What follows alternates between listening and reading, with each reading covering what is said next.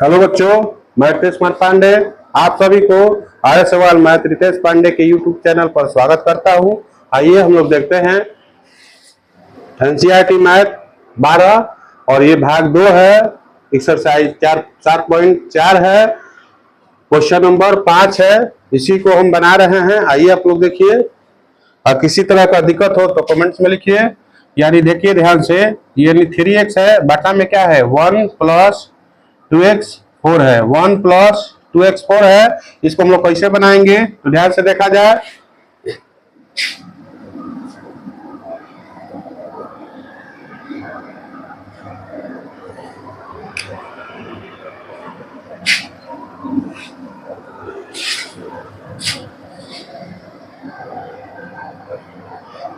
सबसे पहले हम लोग क्या करेंगे, ध्यान से देखिए। यहां हम लोग सबसे पहले कांस्टेंट टर्म है, कांस्टेंट टर्म को पहले बाहर खींच लेते हैं।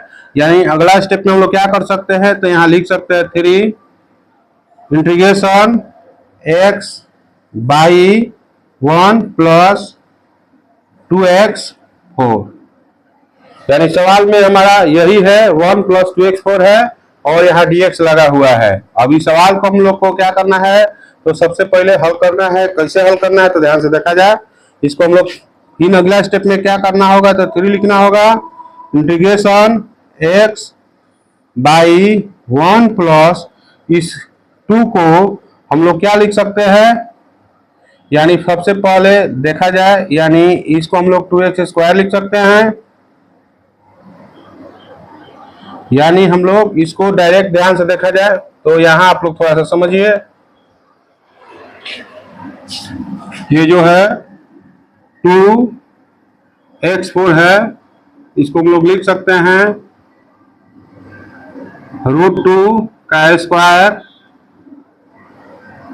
इंटू x² का स्क्वायर लिख सकते हैं। ध्यान से देखिए, और जब दोनों का स्क्वायर हो तो इसको अंदर में एक साथ लिख सकते हैं, यानी √2 x², और इसका हम लोग स्क्वायर यहां लिख सकते हैं। ध्यान से देखिए, लिख सकते हैं। तो उसी तरह से हम लोग यहां लिख सकते हैं। ध्यान से देखिए, √2 x²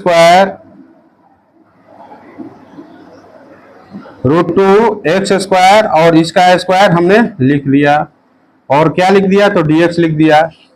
अब देखिए, इस सवाल को बनाते समय सबसे पहले हम लोग को मानना होगा, क्या मानना होगा ध्यान से देखिए। यानी लेट √2 x² बराबर क्या मानना होगा तो t मानना होगा, और बोथ साइड डिफरेंशिएट करना होगा। यानी दोनों तरफ x से सापेक्ष डिफरेंशिएट करना होगा, x से सापेक्ष, यानी बोथ साइड यानी दोनों तरफ differentiate with respect to x। दोनों ओर x से सापेक्ष डिफरेंशिएट करते हैं तो क्या होता है ध्यान से देखिए, d बटा dx। x से सापेक्ष करते हैं तो इधर भी क्या हो जाएगा d बटा dx हो जाता है। और यह मान देखिए, जो मान इधर वाला मान है इसको पोस्ट में यहाँ रख दीजिए, √2 और x², और यहाँ क्या है तो t, dt बटा dx हो जाएगा।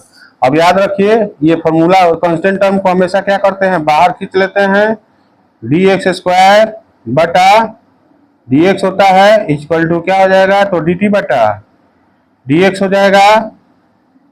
और देखिए, ये पावर इसका फॉर्मूला होता है, क्या होता है तो 2 आगे रहता है, उसको पावर जब dx से पावर n होता है, यानी पावर को आगे लाया जाता है और x लिखा जाता है, और पावर में से ये घटाया जाता है। यानी dx, इसका फॉर्मूला क्या होता है तो एक फॉर्मूला होता है इसका dx से पावर n बटा dx equal to nx to the power n minus 1 होता है। ये क्या होता है, एक फॉर्मूला होता है डिफरेंशिएशन का। इसी फॉर्मूला से इसको हम लोग हल कर रहे हैं। तो आपके सामने हो जाएगा dt बटा dx हो गया। अब इसको हल किया जाए तो 2 को आगे खींच लेते हैं, इसको 2 लिख देते हैं, और x हो जाएगा बराबर क्या हो जाएगा तो dt बटा dx हो जाएगा। और पूरा को हम लोग इधर लाएंगे तो ध्यान से देखिए क्या होगा, यानी 2√2x इंटू dx बराबर क्या हो जाएगा तो dt हो जाएगा। और dx को हम लोग यहीं पर अगर x dx को रोक देंगे तो क्या हो जाएगा, डी टी बटा 2√2 हो जाएगा। क्यों किए हैं, क्योंकि यहाँ देखिए ध्यान से 3 को खींचे हैं तो एक्स डी एक्स यहाँ है, एक्स डी एक्स की जगह पर हम लोग उस मान को रखेंगे। यानी अगला स्टेप में देख लिया जाए तो 3 हो गया,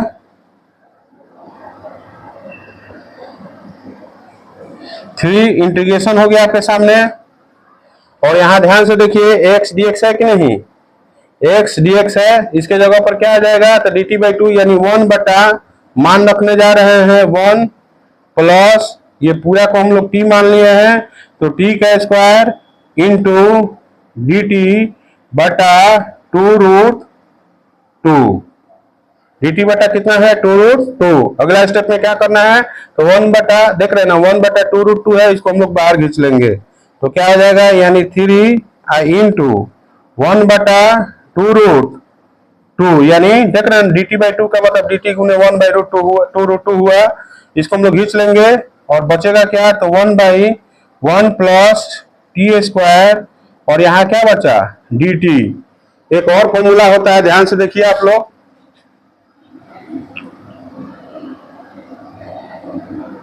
एक फॉर्मूला होता है इंटीग्रेशन में 1/1 प्लस एक्स स्क्वायर और dx होता है तो इसका मान होता है tan इनवर्स x होता है। कितना होता है, तो tan इनवर्स x होता है। ये भी एक फॉर्मूला है, इस फॉर्मूला के माध्यम से अगर हम लोग चलना इसी फॉर्मूला से चलेंगे ही तो क्या हो जाएगा, ये 3 से 1 में गुना करेंगे तो 3/2√2 और कोष्ट में देखा जाए तो 1/1 प्लस एक्स स्क्वायर के रूप में है। तो अभी बताया फॉर्मूला इसका क्या होता है, तो tan इनवर्स x होता है तो x जगह पर t है तो t लिख दिए और पुनः उसके बाद करना होगा हम लोग को, क्या करना होगा, तो 3/2√2 और tan इनवर्स और t का मान जो हम लोग का क्या था, तो माने थे उस मान को यहाँ रख देना है। तो क्या माने थे, तो 2√2 एक्स स्क्वायर माने थे। इस मान को हम लोग को क्या करना है, रख देना है और जैसे ही इंटीग्रेशन का मान निकलता है तो इसके साथ कोई कांस्टेंट टर्म हटाया जाता है, यानी प्लस सी के रूप में हम लोग क्या करते हैं, कांस्टेंट टर्म के रूप में सटा देते हैं। तो यही हम लोग का क्या हुआ, आंसर हुआ। तो वीडियो को लाइक कीजिए, अपने दोस्तों में शेयर कीजिए और चैनल को सब्सक्राइब कीजिए।